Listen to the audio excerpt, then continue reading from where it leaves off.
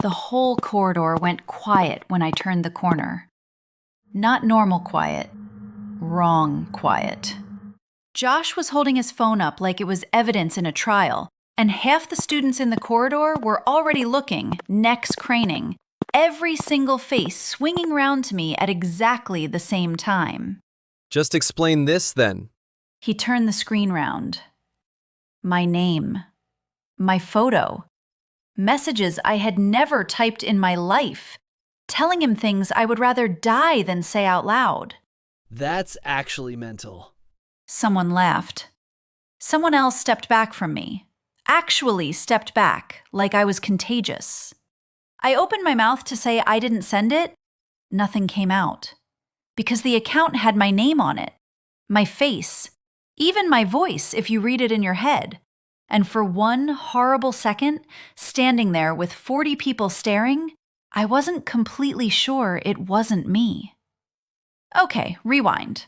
I'm Ellie, 15, unremarkable, best friend of exactly one person on this earth who actually mattered, Mia. We'd been a package deal since we were 7. Same class every single year, like the timetable software had just given up trying to separate us. Mia's mum was obsessed with me. Not in a nice way. More of a, why can't you be more like Ellie way, on a loop since primary school. Ellie tidies her room without being asked. I had never once tidied my room unprompted in my life. Mia just took it, every time, smiling like it hadn't landed like a slap. Meanwhile, our school's Wi-Fi was so sketchy you had to log in fresh every morning with your student ID, glitching half the time, and nobody ever thought about that log again. Except me, months later, for a very different reason. Has your best friend's parent ever compared you to her, right in front of her? Let me know below. Anyway, I never asked to be the gold standard. Being compared to, constantly, for stuff I didn't even try at, was exhausting in its own quiet way.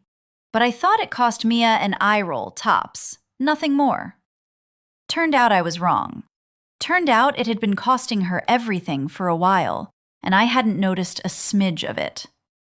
Enter Josh Delaney, new transfer, second week of term, walking backwards out of the science block, arguing with someone on a call, and colliding directly into me, hard enough that my books went flying across the corridor like confetti. Oh my days, I am so sorry. He crouched down to help pick everything up, still apologizing, and somehow made sorry sound charming, which shouldn't be legally possible. He's cute. Mia said it the second he was out of earshot, elbowing me so hard I nearly dropped everything a second time. I laughed it off. Genuinely didn't think about him again that day. Except somebody did. Somebody added him on every platform that existed within about 48 hours, using a profile picture of me, a bio that sounded like me, and a version of my personality that was, if I'm honest, a bit more confident than the real one. I had no idea any of this existed, not a clue. While I was doing actual homework, I was apparently flirting with a boy I'd spoken to once for 90 seconds in a corridor over books he'd knocked out of my hands. Around the same time, Mia's mum found out predicted grades were coming out. Mine were good. Mia's were fine, which in that house apparently translated to catastrophic. Ellie's predicted a 9. What happened here? I only heard about this because Mia texted me at midnight. 3 angry keyboard smash rows, then nothing. I asked if she was okay. She said she was fine. She was not fine. I know that now. What I didn't know was that Ellie, the online one, had just agreed to meet Josh at the corner shop that Friday. A version of me that didn't exist was making plans I'd never be told about, with a boy who thought he'd been talking to me the whole time. I was just doing revision flashcards, blissfully unaware my own name was out there living its best life without me. I decided enough was enough. If Mia's mum was going to keep using me as a stick to beat her with, I was going to say something. Politely, diplomatically. Whatever the opposite of politely and diplomatically is, probably that. I told Mia I wanted to talk to her mum properly, Tell her comparing us wasn't fair on either of us. Please don't. It'll make it worse. She looked properly scared saying it. Not annoyed, scared. That should have told me something was badly wrong. I backed off, promised I wouldn't say anything. Which, looking back, was exactly the wrong plan, because the actual problem was never something one conversation with an angry teenager could fix. So that became the plan instead. Not confrontation, just showing up more. I started walking to Mia's after school instead of texting. We did revision together twice a week, actual revision, not just Pinterest revision, aesthetic revision. Her mom still took shots at her every time I was in the room, but Mia laughed them off easier with someone else there. Small win, I'll take it. Around then, my phone screen properly smashed corner drop, dead, unusable. So it lived in the IT office for 11 days waiting on a part, logged onto the guest Wi-Fi under Mr. Turner's desk the entire time. I complained about it constantly. Genuinely could not have predicted how much that would matter later. Meanwhile, online me was apparently getting closer to Josh by the day. Compliments, inside jokes I'd never made, actual plans for that Friday at the shop that I still knew nothing about. Josh, for the record, thought he'd been talking to an actual human girl this entire time, not somebody's coping mechanism in a school jumper. For about 2 weeks, it honestly felt like it was working. Mia seemed lighter, her mom backed off, a bit. I felt like a decent friend for once, instead of just an unfair comparison stood in the corridor. Everything was finally falling into place. Mia and I were solid. Her mom had actually complimented her, once, out loud, in front of a witness. I remember thinking, smugly, that I'd basically fixed it. That's usually the exact moment life decides to prove you catastrophically wrong. Friday. The account messaged Josh something that crossed every line properly humiliating, properly personal, aimed at a girl in our year he'd mentioned once. He didn't reply. He screenshotted it instead, and by Monday morning, he was showing absolutely everyone. Obviously he was. That's the corridor you already met. That's Josh, holding his phone up like a court exhibit, my name plastered across the top of every message.